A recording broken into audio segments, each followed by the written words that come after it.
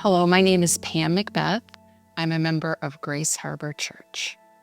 So I was really fortunate to grow up in a Christian home, at least a Christian home that was functioning by going to church and participating in religious practices. So I thought I was okay as a Christian because I was familiar with God and the stories of the Bible all of my life. And as a young adult, I married early and lived a life apart from anything that I had grown up, anything that I had learned in the church. And at a very young age, I was a divorced single mom. And then I started living with all the entanglements of this world and relationships, substances, just exploring things and trying to function. That led me to just complete brokenness. I found myself remarried with another child and extremely unhappy. And at that time, I was introduced to a huge community Bible study, and God very quickly showed me that my brokenness had a solution, it had an answer, and his name was in the person of Jesus Christ. And it was at about age 27 that I committed my life to the Lord, and then shortly followed with a baptism.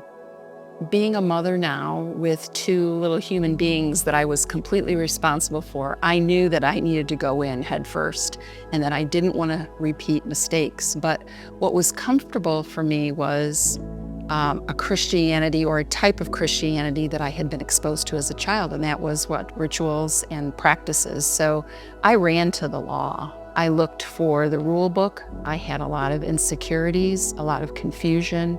I was not discipled. I wasn't really invested in that early stage of my Christianity. So things became appealing to me that were like right into my comfort zone. So I went to the law, became entangled in a fundamental church that specialized in legalism. And so I raised my children in the law, they can't do this, they can't do this, they can't wear this, they can't wear that, and really trying to control things. But really the paradox of life with Christ and faith is releasing control, right, to the only one who is in control. And by releasing that control, right, you learn to walk with the Lord. So I spent about 12 years in that type of structure environment. And then by God's grace, I was relocated through a significant move out of state to a different journey. Coming out of legalism was a slow process at first.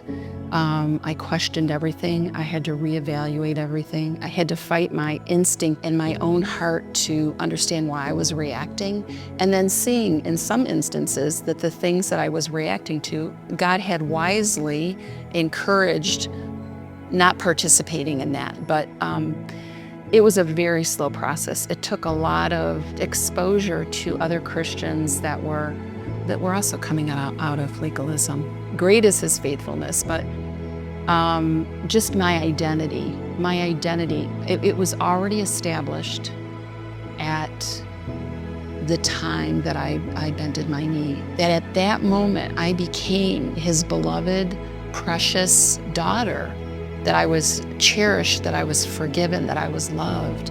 And letting go of thinking that there was something that I could do or say or be that would please him, anything more than just, I was imputed with his righteousness then. So walking in that freedom now looks like, for me, really being able to use my voice. As my identity has been confirmed, I'm the daughter of a king, which means as a woman, I still have a voice and I still have a presence in the church and in the community and in my home. And it's a powerful thing, and it's a beautiful gift, and it's learning how to use that wisely.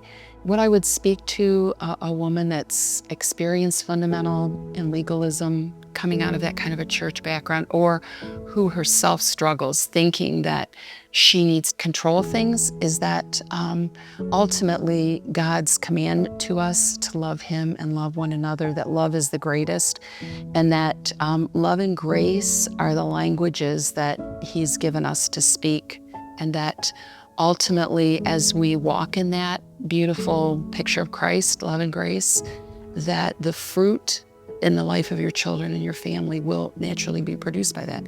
Jesus is beautiful and believable. And the more that we reflect that, he does that work. So a prayer or hope for mine is that this would be generationally built, that as these families are investing intentionally in the life of their children and growing in emotional health, that the children would begin to function in healthy ways in being able to address conflict, being able to live out true spirituality and address sin, knowing that they're saved sinners and that the people that the Lord brings to Grace Harbor would grow in that same way too. So some of the things that I'm really excited about for Grace Harbor and the future of this body is that it's very committed to grow people outside of their comfort zone in a lot of areas. Most of us live with being an iceberg that's seen above water, but there's so much more below that. And Grace Harbor intentionally invests and draws out the things that are underneath, the things that God powerfully can and wants to heal. And I see that consistently in the life of the body and the workings of, the Spirit and the preaching and teaching and the opportunities here that we're encouraged to grow outside of our comfort zone, grow outside of the tip of the iceberg where we want to live, but to live in a way that allows God to do the deep healing and growing in all of us that he can do.